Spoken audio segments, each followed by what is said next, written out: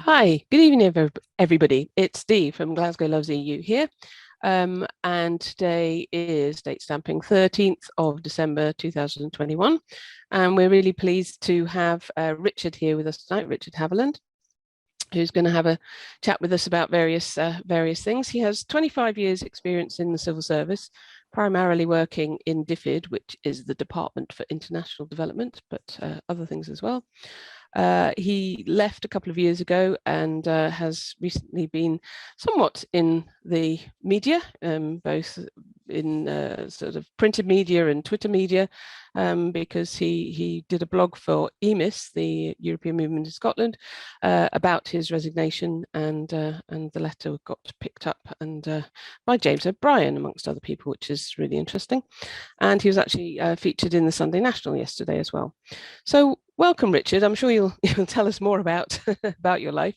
So let's start by getting a little bit of your backstory and CV, particularly your time in the civil service, and how you got into it and how you got out of it, really, and why. Okay. Backstory very briefly is I'm sort of Anglo-Scottish, like I grew up in London, but with strong Scottish connections. But most of my life until the last few years was spent in England. I joined the civil service after graduating from Edinburgh University in the early 90s, initially GCHQ in Cheltenham, and I spent quite a few years there. I got it as a linguist originally, actually, and then my sort of career expanded. But then most of my career after that was in DFID, as you said, with in that a 3-year secondment to the Foreign Office as well.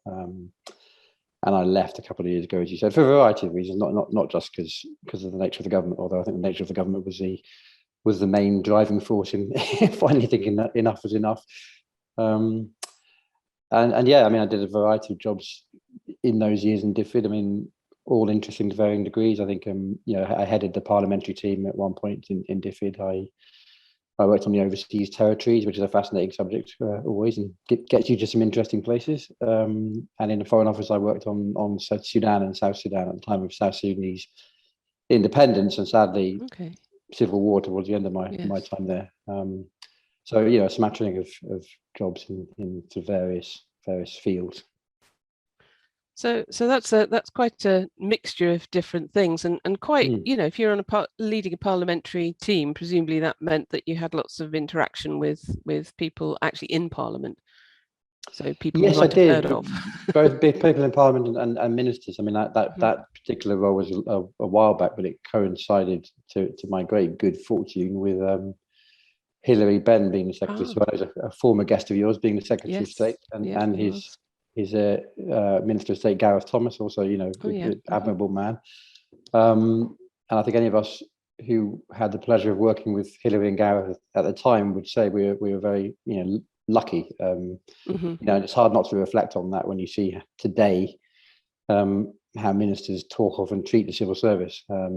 There's a story. Again, looking at Johnson the other day and the way he kind of immediately passed the blame to his officials and his team. I got a story I always remember about Hilary when you work in press office, you always have lines you give to the press, and you have private lines for internal consumption, which are along lines of, if you're asked this, what should you say?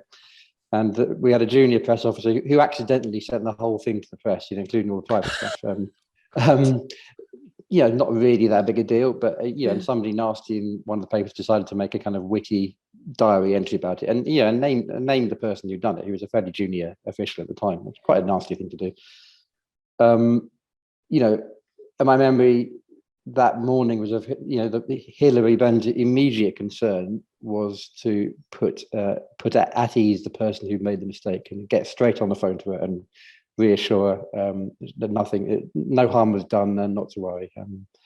And indeed, I also remember Hilary and Gareth both on separate occasions, when in select committees, when their civil servants were attacked or criticised, doing what a good boss would do and saying, it's my responsibility, I'm the minister. So, we were very lucky to work for those two, and the contrast with today's ministers is striking, I think. Yeah, it must be quite a toxic place to be working at the moment, I would have thought, for a lot Well, of people. I best stress it's nearly 3 years since I left, and obviously I have a few friends there still. I would imagine it is. I think I don't think it's important to say that the civil service should not be above criticism. Of course, there are many things, as with many big organisations, which could be improved. And the whole question of civil service reform has probably been going on for 100 years or longer. Well, probably back to Henry VIII. Back to Henry VIII. And it's always been the case. There've always been tensions between the civil service and ministers. And I think for many years now, dating back to before Brexit, there's been part of what I would call the kind of drip feed sort of poisoning of sort of public. What's the word I'm looking for? I mean, just a general poisoning of sort of public perception of much of what makes our society. And the public sector, but I think the civil service in particular have received a constantly negative press from many in the right wing media, and I think that has taken hold on the consciousness of much of the population. And I think the civil service, just as with the kind of faceless bureaucrats of Brussels, they're a very easy target. They can't defend themselves. People don't really know what they do. They just know that they're faceless and anonymous and pen pushers, whatever. But I think with Brexit that's got worse for two reasons. I think firstly, because the great sort of betrayal narrative of the Brexiteers, always finding somebody to blame. Initially, I think in sort of the first stage after the vote, there was a clear narrative coming out from many in the sort of hard Brexit wing of the party, that the civil service was the problem. That it was the civil service that was being the blocker. And you still hear that today about Theresa May's deal and poor Ollie Robbins, who kept getting it in the neck. Ivan Rogers in Brussels, who paid the price of telling some home truths to ministers, which is what a good civil servant should do, and paid the price with his career. Let's not forget Kim Darroch in Washington.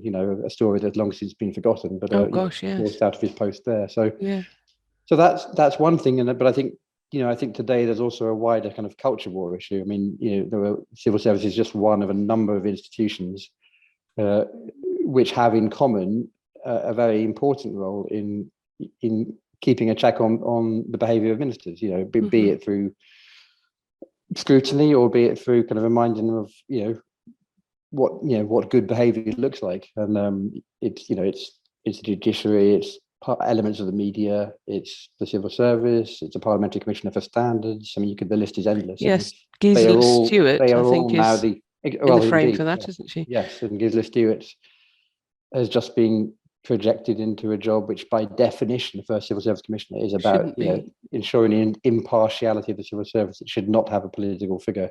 And whatever you think of Gisela Stewart, I don't think anybody could pretend she was anything but a very political figure at the moment. And a hardline Brexiteer. I think today it's part of the culture war. It's the enemy. It's the old guard, and it's a very easy button to push in minds of many people. So to extent, and the civil service is being attacked, senior civil servants being forced out, appointments such as that. There's an easy target for humour, Peppa Pig jokes, that kind of thing. And many people will I've had not much abuse, but I've had occasional trolling. People have simply said, he's a civil servant, as if that were, or he was a civil servant, as if that alone were abuse enough. So it's fascinating and it's sad, because of course if every civil servant walked out of his or her job tomorrow, yes, I mean the country would collapse. They are needed, they're important people. And one of the nice things about being ex-civil servant is I think in normal times, I mean there are a number of us now who are speaking out. In normal times it might feel a bit improper to do that. I mean there is a sort of a sense of staying quiet once you've left and not being too critical.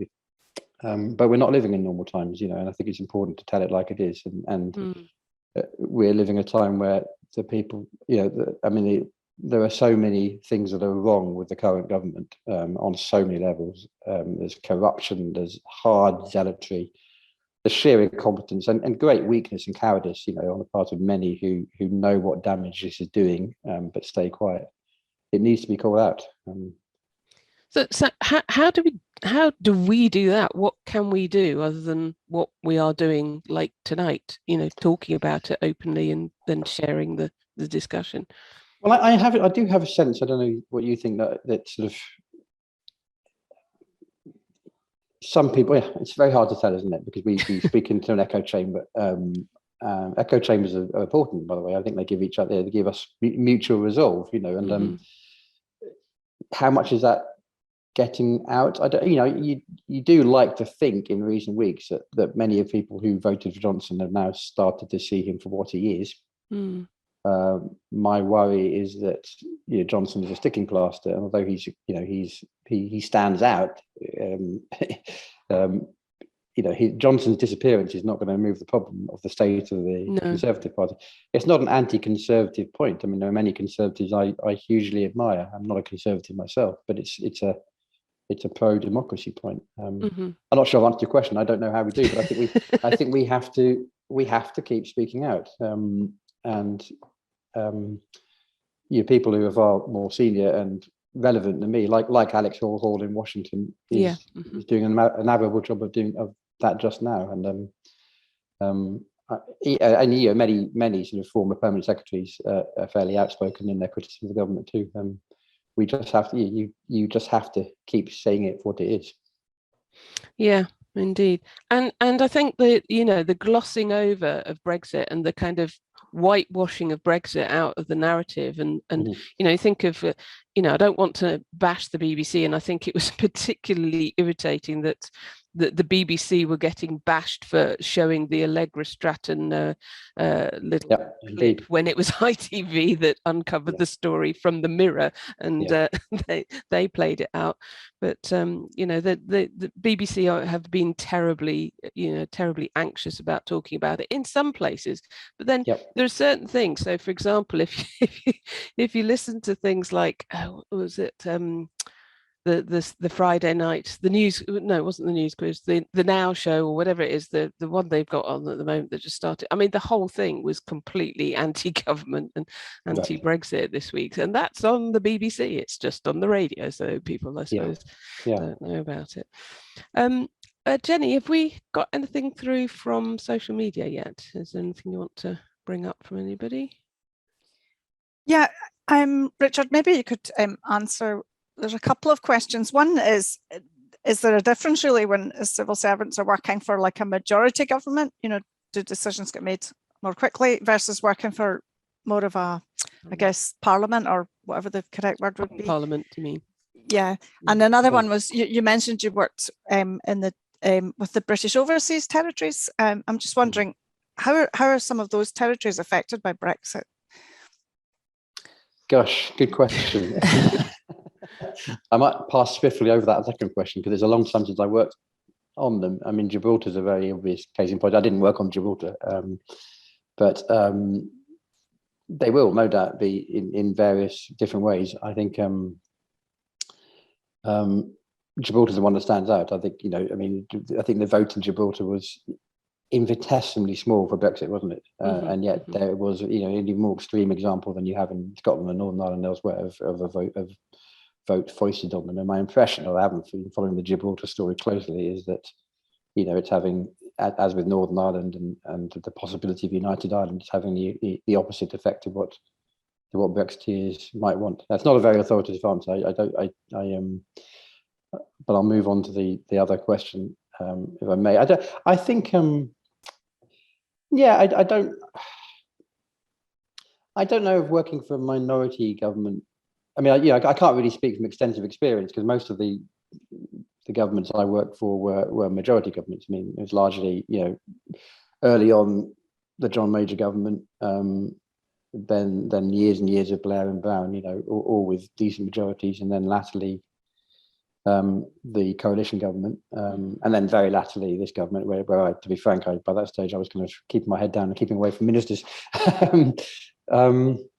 So I don't think it did. I mean, when the coalition government was in power, I mean, there were Lib Dem ministers in DFID, I suppose it did make a difference to the way sort of policy discussions were conducted a bit, because they each had their separate teams of SPADs. But I mean, my impression in DFID was it worked. I wasn't working with ministers at that time, but it worked reasonably smoothly, and it wouldn't have had a huge impact on the day-to-day life of civil servants. Okay, thanks. Was there anything else, Jenny? Sorry. No, that's fine. Thank you. That's fine. Okay.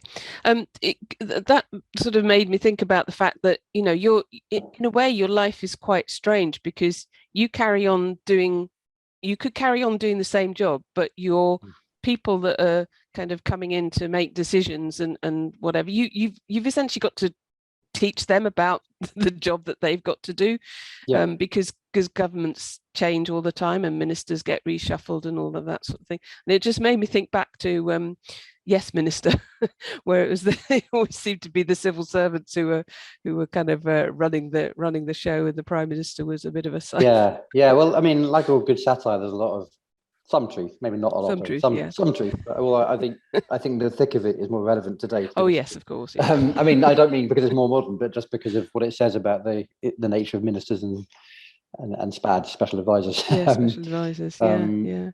But yeah, I mean, watching Yes Minister's a treat for anybody who works in the civil service, because they'll chuckle and recognise certain things.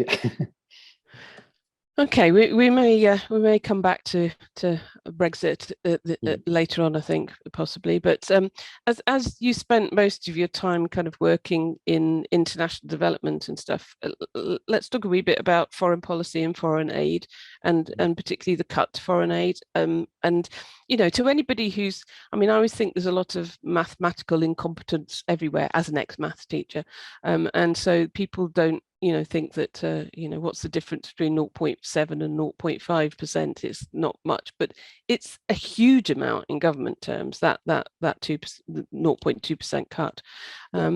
You know, what's your thoughts on that issue? How big a change has it been, and what sort of effect will it have? I mean, apart from obviously the vaccine thing as well. Again, it's important to stress that this has happened since I left. Yeah. But I mean, so part of this is just me observing things as an ex-DFID employee. No, I mean, I think it's catastrophic. I mean, I think the 0.7% commitment has its pros and cons. You can make arguments against the very principle of having a proportion of a budget as a figure, because it creates false incentives sometimes, to get money out of the door. But it's but I believe in it, because I think it has huge symbolic value, and you know, when Britain was one of the countries leading the way on this, it had a multiplier effect of setting a standard for others to meet. So I think my own view of the target is that the symbolism of having it, and the great good that is done with it outweighs the kind of the negatives that you might associate it with it too.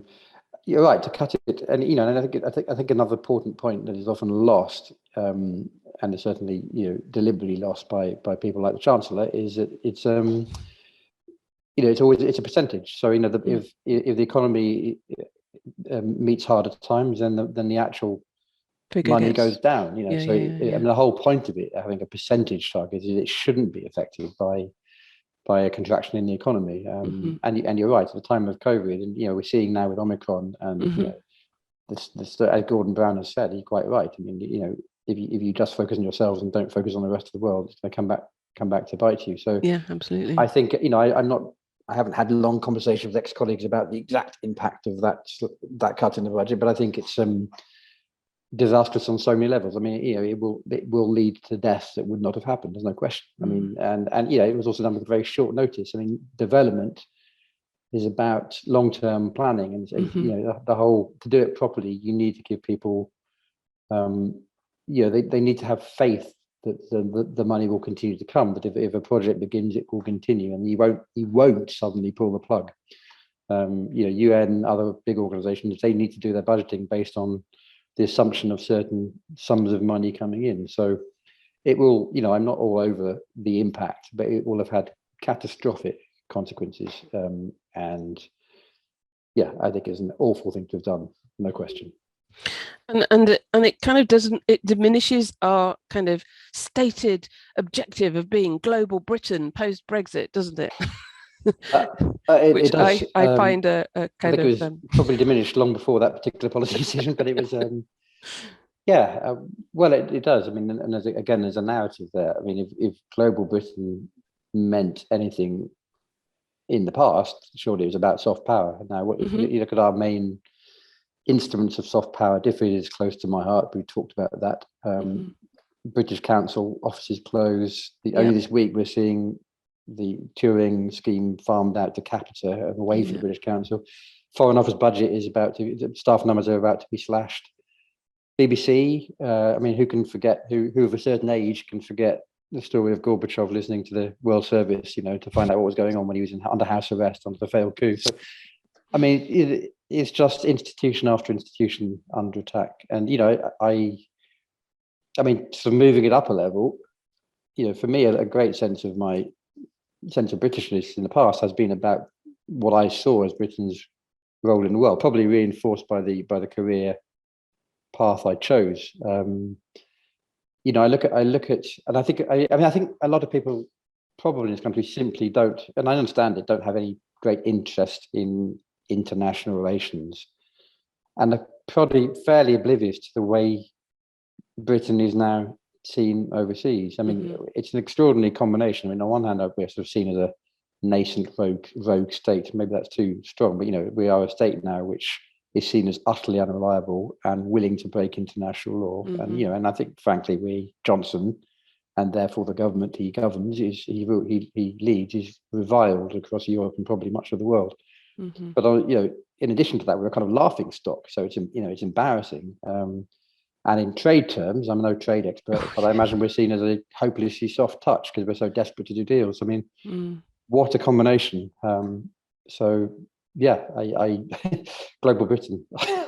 Where do you begin? I mean, there was such a thing. There certainly isn't at the moment. Yeah, I know, and they'll still trumpet it. That's the thing. They'll still talk about it. And Liz Truss and her trade deals. I mean, they're a laughing stock, really. I mean, I don't know if you saw the ITV had a report the other day on there was a report that they were reporting on. I can't remember the organisation, reckoning that our trade deficit, is now something like 12 billion a month. No, I hadn't seen that. Post Brexit, which is massive. When you think that the only financial benefit was the red bus, which said, oh, we might get 350 million a week to come back to the NHS. Again, that's mathematical incompetence. People don't realize the difference between a million and a billion, I think, and they just see a big number, which seems a big number to them, but they don't realize how tiny it is in relative proportions. Anyway, so global, yes, British Council is interesting. I was talking, my sister lives in Greece, and she's worked as an examiner and for the British Council for many years, and she was literally just moaning the other day about how the centres are all closing down, and the British Council. I mean, I think they still have one in Athens, but it's it's terrible. It's very sad.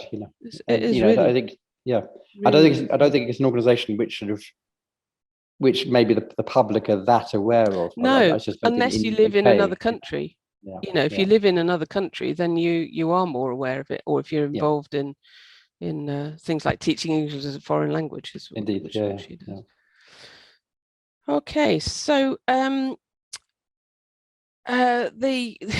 subject we haven't touched on yet. Oh, we have a little bit, haven't we? The Allegra Stratton thing. Going on from that, then thinking about the where we go with this situation that we're in.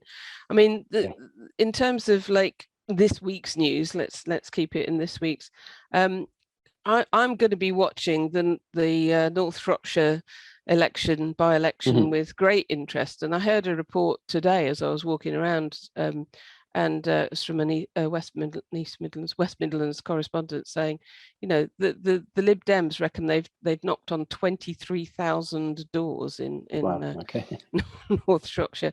As an ex Cheshire and Amersham person, I was not surprised that went Liberal Democrat in their by-election, and so that I'm going to be quite interested to see what happens with that. I mean, in terms of what we were talking about earlier about you know, what can we do? How can we demonstrate our dissatisfaction? That will be it will be a very interesting election, I think.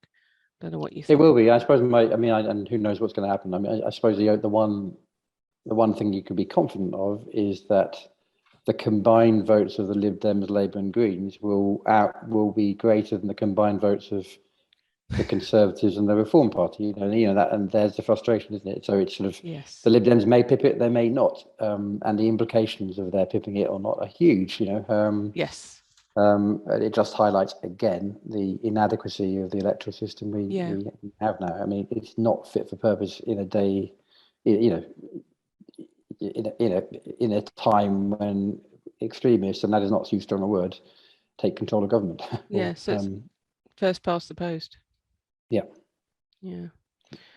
Yes, it was kind of interesting for me coming up here and being in my first Scottish election this year of the combination of the hybrid system of first past the post and the yes. I mean, the Scottish system is far from perfect, but it is at least you know, and of course, you know, the SNP are tremendous beneficiaries of first past the post. Of course, yeah. Themselves, you know, and the same argument. But you know, at least the Scottish system is a nod towards PR and you know, a slightly more representative system, I think. But I don't see how England is ever going to get PR, or the UK is ever going to get PR in the Westminster system, because it's just certainly not in the Tories' interest, and Labour probably wouldn't see it necessarily in their interest either. Don't know what you think. No, I suppose I agree, and I don't. I mean, I don't know is the honest answer, but I'm sceptical that it's going to be introduced or delivered by the Labour Party. I mean, I'd love to be wrong. I'd love, you know, I mean, yeah, it goes without saying, I'd love to see a Labour government, because we need anything other than a Tory government with the current state of the Tory party. I am sceptical that Labour will be able to deliver this scale of electoral reform and arguably constitutional reform that is needed. You know, so. But who knows? They're terrified of talking about Brexit as well, aren't they? Yeah, and I think this is obviously a huge problem. I mean, I think it's quite easy to understand, given the system that we have, why Keir Starmer's tactics are to stay pretty quiet about Brexit. Of course, you know, he's not a stupid man. I understand why he's doing it, but in the meantime, the rest of us are left completely unrepresented. You know, looking UK wide, and I mean, I think not so much the state of the Labour Party, but the state of our politics that forces the Labour Party to take certain positions or not to take certain positions that it might believe in is a real issue. You know, I mean, it distorts our politics, and I don't have an easy answer to that. No, I don't think any of us have. Anyway, Jenny, I think you might have another question for us here on social media.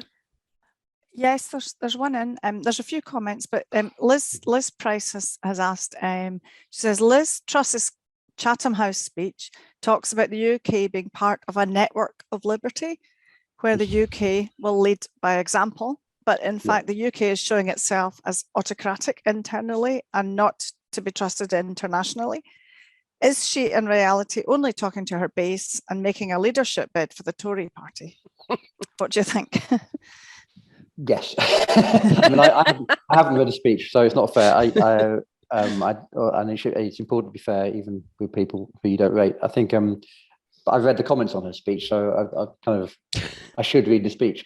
But it sounds awful to me, and it sounds to me like it's nothing more than that. But you know, I have to say, in fairness to Liz Truss, in fairness is the wrong term, but I mean, it's not just Liz Truss, is it? I mean, we are living in a political world where talking to the Conservative Party base is what we all have to endure. Ministers who do that and nothing else. And and coming back to the international point, in a country where many people take no interest in international affairs and seem to think that you can have a sense of patriotism without any reference to what the world thinks of you, you know, where you have a bunch of ministers who are only interested in their party base because they're only interested in power, you are in deep trouble. I mean, in a sense, people like Liz Truss are the ones who bother me the most, because, you know, we've all seen what she said before the Brexit vote. I mean, I would have had no problem with ministers saying, I didn't vote for Brexit. I still think it was the wrong thing to do, but we have to respect,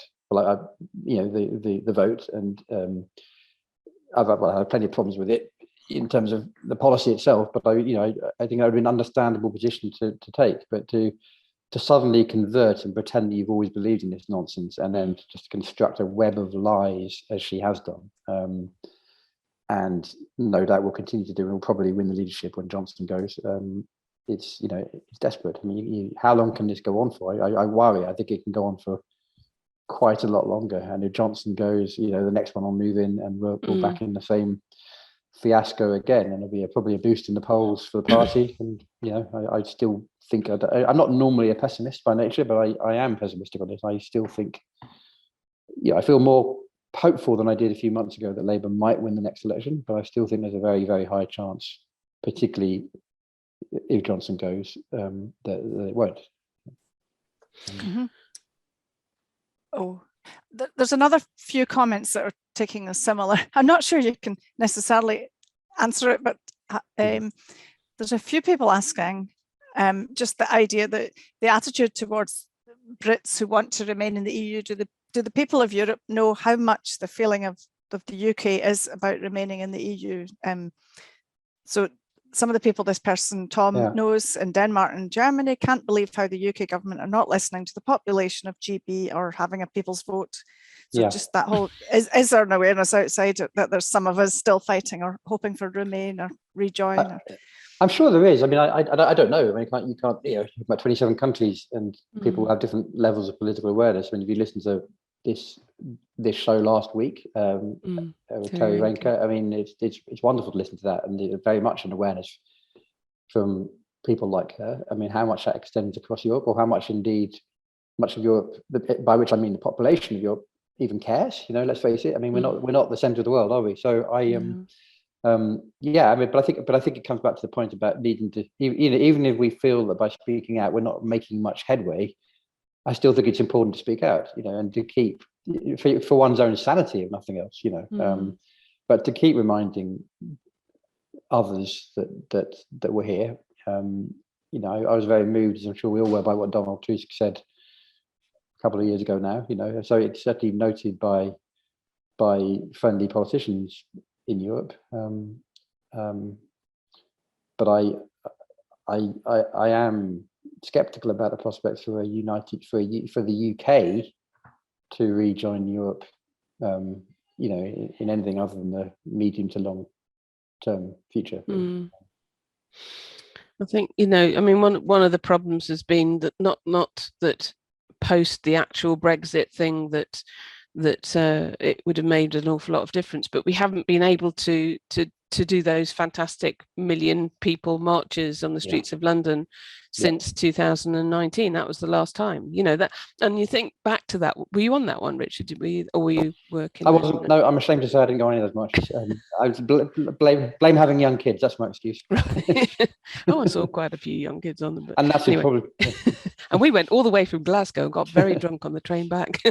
Oh no, I shouldn't say that, should I? We didn't at all. We just had a glass. But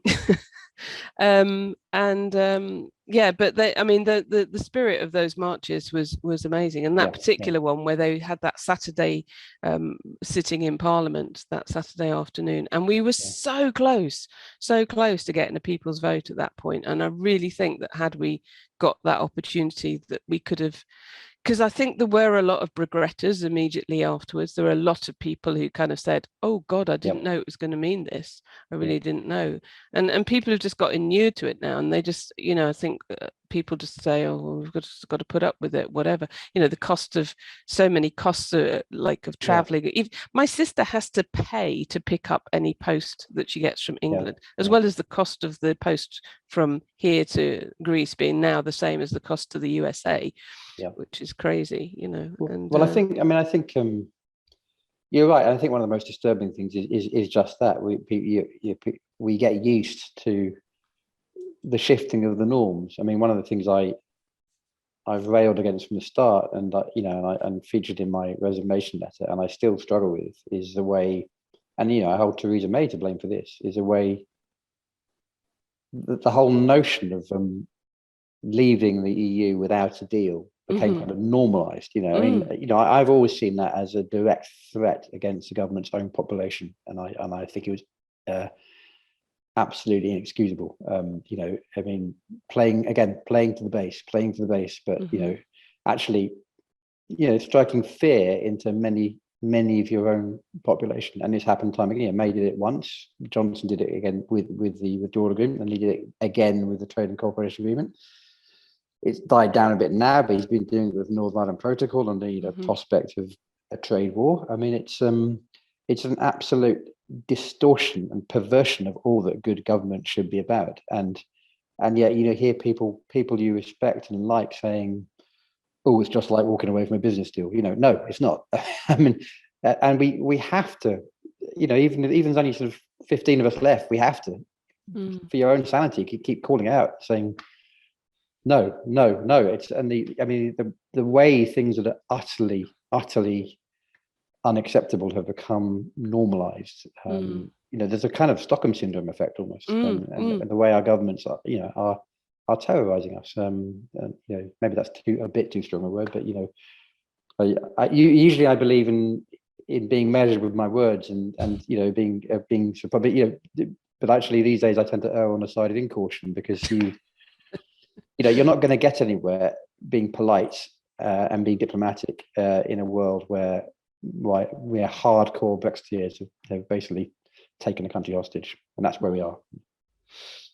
Yes, and I think that's a kind of note to kind of draw a line under this, and just say to people, you know, we are you know, linked to EMIS, which is the European movement in Scotland, and for anybody further afield, there's the European movement in the UK, and there are lots of groups like us, lots of grassroots groups all across the country, and you know, if you feel that you want to do something, then look for your local group and try and join in and do something. And we will get back. I'm sure one day we'll get back out of the streets and be doing stuff to try and fight the lies and try and put the case for the EU and hopefully get back in. But anyway, Richard, thank you so much for your time. It's been really fascinating listening to you and hearing about your life and your experience. And thanks everybody for watching. Thank you. Thank you.